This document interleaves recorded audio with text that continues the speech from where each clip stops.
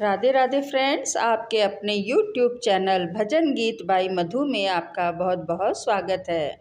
आज हम भगवत गीता का दूसरा अध्याय श्रवण करेंगे।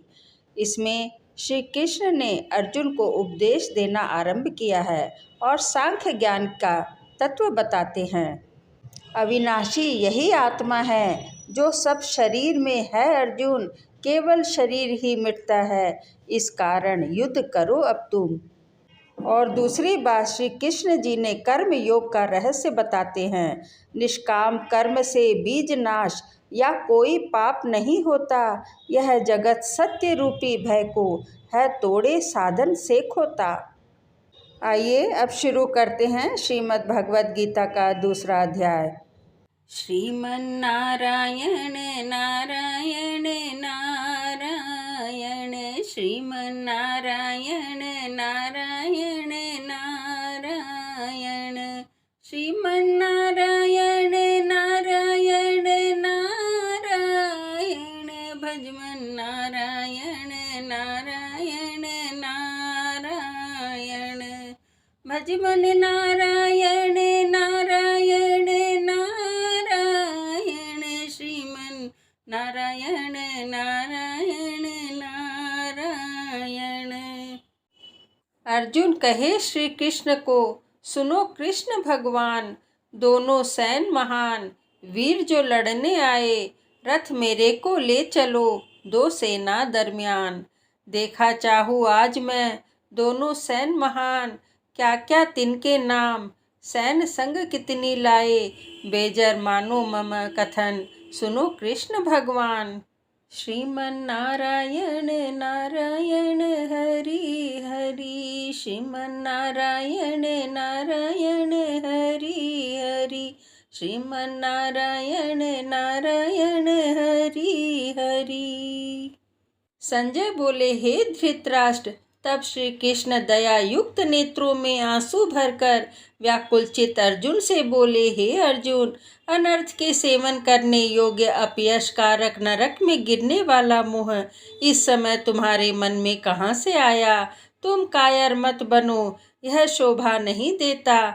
तुम हृदय की दुर्बलता को त्याग कर युद्ध के निमित्त खड़े हो जाओ। अर्जुन ने कहा, हे मधुसूदन, मैं रण में पूज्य भीष्म और द्रोणाचार्य के ऊपर बाण प्रहार कर कैसे युद्ध करूंगा। इस लोक में महात्मा गुरुजनों को न सताकर भीख मांग भोजन करना उत्तम है, और अर्थ की कामना के लिए तो गुरुजनों को मारकर उनके रक्त से सने भोगों को भोगूंगा। हम नहीं जानते कि युद्ध में कौन जीतेगा। यदि हम जीत भी लेंगे तो भी जिनको मार हम जीवित रहना नहीं चाहते, वही धृतराष्ट्र के पुत्र हमारे सामने प्रस्तुत हैं। दीनता से मेरी स्वाभाविक वृत्ति नष्ट हो गई है और धर्म के विषय में मेरा चित्त मोहित हो गया है। मैं आपसे पूछता हूँ, जिससे निश्चय करके मेरा भला हो वह मुझसे समझा कर कहिए, क्योंकि मैं आपका शिष्य हूँ और आपकी शरण में हूँ। अतः मुझे ज्ञान शिक्षा दीजिए।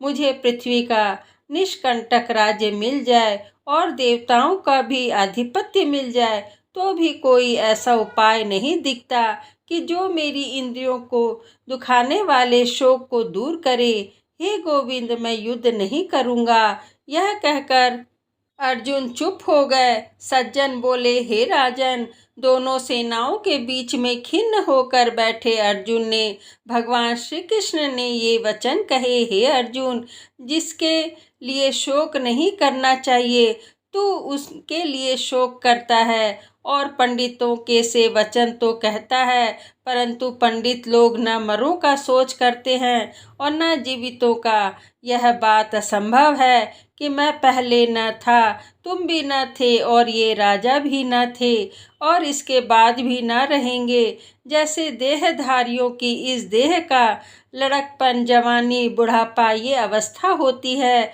तैसे ही मृत्यु के बाद दूसरी देह की भी होती है। इसलिए पंडित लोग मोक्ष को प्राप्त नहीं होते। इंद्रियों का शब्द आदि विषयों से संयोग जाड़ा गर्मी आदि सुख दुख का देने वाला है। आने जाने वाले और नाशवान जानकर इन्हें सहन कर, हे कर श्रेष्ठ, सुख दुख को समान मानने वाले जिन वीर पुरुषों को ये बाह्य पदार्थ क्लेश नहीं देते, वह मोक्ष पाने के अधिकारी हैं। असत्य का तो अस्तित्व नहीं है और सम का अभाव नहीं है। इस प्रकार दोनों का ही तत्व ज्ञानी पुरुषों ने देखा है। जिसमें यह सारा संसार व्याप्त है, उसका विनाश करने में कोई समर्थ नहीं है। इस अविनाशी, अचिंत्य और नित्य जीवात्मा के ये सब शरीर नाशवान हैं। अतएव हे भारत, तुम युद्ध करो। जो पुरुष इस आत्मा को मारने वाला तथा जो मरने वाला मानते हैं, वे दोनों ही ज्ञानी नहीं हैं, क्योंकि यह आत्मा न मारती न मरती है। आत्मा न कभी जन्मती न मृत्यु को प्राप्त होती, न कभी जन्मी थी और न कभी मरेगी। यह अजन्मा, नित्य, कभी न घटने बढ़ने वाली और सनातन है। नष्ट होने पर भी वह नाश को प्राप्त नहीं होती। जो पुरुष इस आत्मा को नित्य, अविनाशी, निर्विकार और अजन्मा जानता है, वह किसको घात करवाएगा और किसको मारेगा। जिस प्रकार मनुष्य पुराने वस्त्र फेंककर नया वस्त्र ग्रहण करता है, उसी प्रकार आत्मा पुरानी देह को छोड़कर नई देह धारण करती है। आत्मा को शस्त्र नहीं काट सकते हैं, अग्नि जला नहीं सकती है, जल भिगो नहीं सकता, ना भीग या गल सकती है और ना सूख सकती है। यह अविनाशी, सर्वव्यापी, स्थिर, अचल और सनातन है।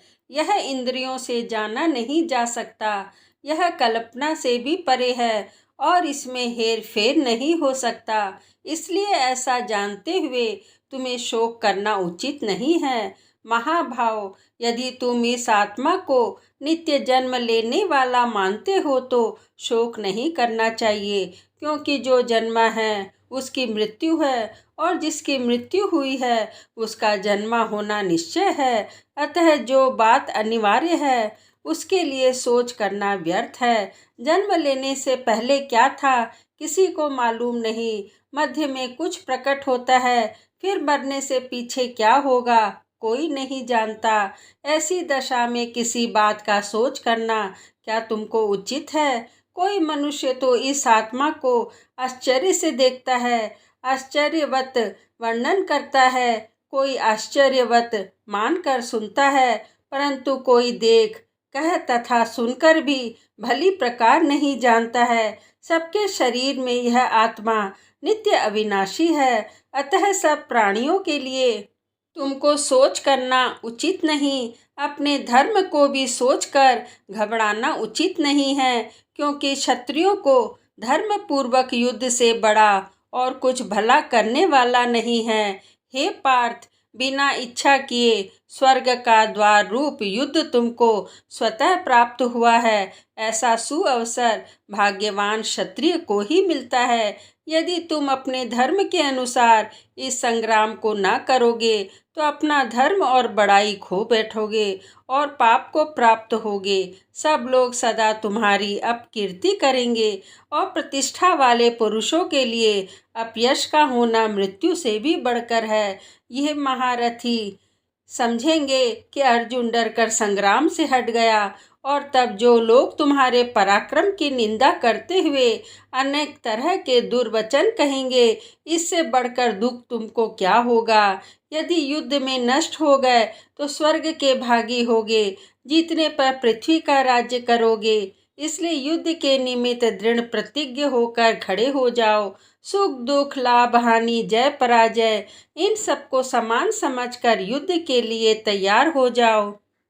ऐसा करने से तुम पाप को प्राप्त नहीं होगे। हे पार्थ, यह ज्ञानोपदेश ज्ञान योग के विषय में तुझसे कहा गया। अब निष्काम कर्म योग के विषय में सुनो। जिस ज्ञान को पाकर कर्म बंधन से तेरी मुक्ति होगी। कर्म योग मार्ग में एक बार प्रारंभ किए हुए कर्म का नाश नहीं होता और विघ्न पड़ने पर भी शुभ फल तथा इस कर्म का केवल प्रारंभ ही संसार के भय से छुड़ाकर पूर्ण ब्रह्म प्राप्त कराता है। निश्चय करने वाली बुद्धि इस निष्काम कर्म में एक ही कामना वाले पुरुषों की बुद्धि एकाग्र नहीं रहती। उसकी शाखा प्रशाखाएं होती हैं। ऐसी दशा में मनुष्य संदेह में रह जाता है। स्वर्ग सुख को ही जो उत्तम पुरुषार्थ समझते हैं, उनका कामनाओं से चित्त व्याकुल होने के कारण निश्चयात्मक बुद्धि से मोक्ष साधना उत्पन्न नहीं होती, कारण कि उनका चित्त भोगादि में सदैव निमग्न रहता है। जिन मनुष्यों का चित्त इस प्रकार मोह में लिप्त है और जिनकी आसक्ति भोग विलास और ऐश्वर्य में है, ऐसे पुरुषों के अंतकरण में निश्चयात्मक बुद्धि नहीं होती है। हे अर्जुन, वेद त्रिगुणात्मक सकाम है, तुम निष्काम हो जाओ। सुख दुख को समान जानकर नित्य क्षेम आदि स्वार्थों में न पड़कर धीरजवान और आत्मनिष्ठ हो। तुमको केवल कर्म करना चाहिए, तुम्हारे अधिकार में फल नहीं।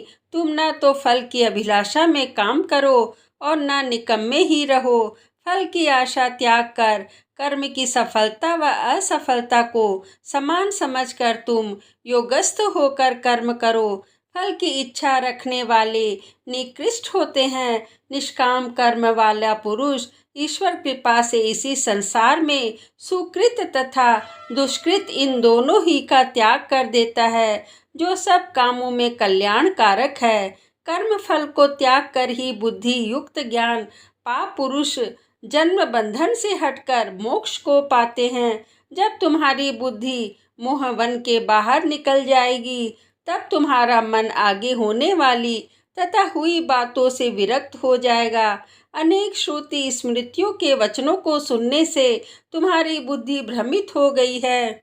समय वह निश्चल होकर आत्मा में स्थित होगी, तभी उसको तत्वज्ञान प्राप्त होगा। अर्जुन ने पूछा, हे केशव, आत्मा स्वरूप में निश्चल बुद्धि वाला किसको कहा है? उनके लक्षण क्या हैं? श्री कृष्ण जी बोले, हे अर्जुन, जो महापुरुष मन की सब कामनाओं को त्याग देता है और अपने आप में ही प्रसन्न रहता है, उसको निश्चल बुद्धि वाला कहते हैं। दुख में जिसके मन में खेद नहीं होता और सुख में जिसको आसक्ति नहीं होती तथा प्रीति भय क्रोध जिसके जाते रहते हैं, वह महात्मा स्थिर बुद्धि वाला मुनि कहलाता है। जो सर्वत्र स्नेह करता है, जो शुभ पदार्थ प्राप्त होने पर हर्ष नहीं करता, अशुभ से अप्रसन्न नहीं होता, उसी को स्थिर बुद्धि जानना चाहिए। और कछुआ जैसे अपने अंगों को सिकोड़ लेता है, उसी तरह जो पुरुष अपनी इंद्रियों को विषय से हटाता है, उनकी बुद्धि स्थिर जाननी चाहिए। हे अर्जुन, मोक्ष का प्रयत्न करने वाला विद्वान व्यक्ति को भी प्रबल इंद्रियां बलात्कार उसके मन को जीत लेती हैं। इसलिए सब इंद्रियों को विषयों से रोक मेरे विषय तत्पर हो जाओ। जिसने इंद्रियों को वश में कर लिया है, उसकी बुद्धि निश्चल है। जो पुरुष विषयों के ध्यान में रहता है, उससे उसकी प्राप्ति हो जाती है। प्राप्ति होने से कामना होती है। इच्छा के पूर्ण न होने से क्रोध व अविवेक होता है। अविवेक से स्मरण शक्ति नष्ट हो जाती है। स्मरण शक्ति के नष्ट होने से बुद्धि क्षय हो जाती है। जिसकी बुद्धि का नाश हुआ, वह विनाश को प्राप्त होता है। जो पुरुष राग द्वेष से रहित हो, इंद्रियों के विषय सुख का अनुभव करता है और अपने मन को वश में रखता है, वह शांति को प्राप्त होता है। शांति मिलने पर सब दुखों का नाश होता है। प्रसन्नचित्त वाले की बुद्धि तुरंत निश्चल हो जाती है। जो पुरुष योग युक्त नहीं है, उसको निश्चल बुद्धि उत्पन्न नहीं होती। भावना के न होने से शांति प्राप्त नहीं होती। अशांत को सुख कहाँ से मिलेगा? इस कारण हे महाभाव, जिसने इंद्रियों को विषयों में सर्वथा रोक रखा है, उसी की बुद्धि स्थिर है। जो प्राणियों की रात होती है, उसमें संयमी जागता रहता है और प्राणी मात्र जिस समय जागते हैं, मुनिजनों की वह रात्रि है। जल से भरे पूर्ण समुद्र में जल भरने पर भी वह अपनी मर्यादा पर ही रहता है। उसी तरह जिस पुरुष में इच्छा न रहने पर भी सब विषय भोग प्रवेश करते हैं, उसी को शांति मिलती है। विषयों की इच्छा करने वाले को शांति नहीं मिलती। जो पुरुष सब कामनाओं को छोड़कर इच्छा रहित हो विचारता है, ममता अहंकार जिसमें नहीं है, वह शांति को प्राप्त होता है। हे पार्थ, ब्राही स्थिति यही है। ऐसी स्थिति मिल जाने पर प्राणी फिर मोह में नहीं फंसता और अंत समय में निर्वाण ब्रह्म प्राप्त करता है। ओम नमो भगवते वासुदेवाय नमः। ओम नमो भगवते वासुदेवाय नमः।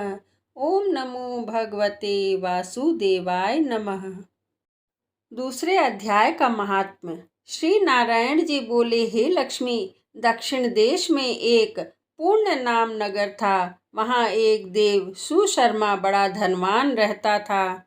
वह साधु सेवा करता था। जब साधु सेवा करते हुए 7 दिन बीते, तब एक बाल नामक ब्रह्मचारी आया। उसकी बहुत सेवा की और विनय की। हे संत जी, कृपा कर मुझे श्री नारायण जी के पाने का ज्ञानोपदेश करो। तब वह ब्रह्मचारी बोले, मैं तुझे गीता जी के दूसरे अध्याय का पाठ सुनाता हूँ। जब देवशु शर्मा ने कहा, श्री गीता जी के दूसरे अध्याय को सुनने से कोई आगे भी मुक्त हुआ है? बाल ने कहा, मैं तुझे प्राचीन कथा सुनाता हूँ, श्रवण कर। एक अयाली वन में बकरियां चराता था। एक दिन रात को अयाली बकरियां लेकर घर को चला। मार्ग में एक सिंह बैठा था। एक बकरी सबसे आगे जाती देखकर सिंह भाग गया। तब अयाली यह देख बड़ा आश्चर्यचकित हुआ कि मैं भी वहां आ खड़ा हुआ। उस चरवाहे ने मुझे देखकर कहा, मैंने यह आश्चर्य देखा कि बकरी को देख शेर डरकर भाग गया।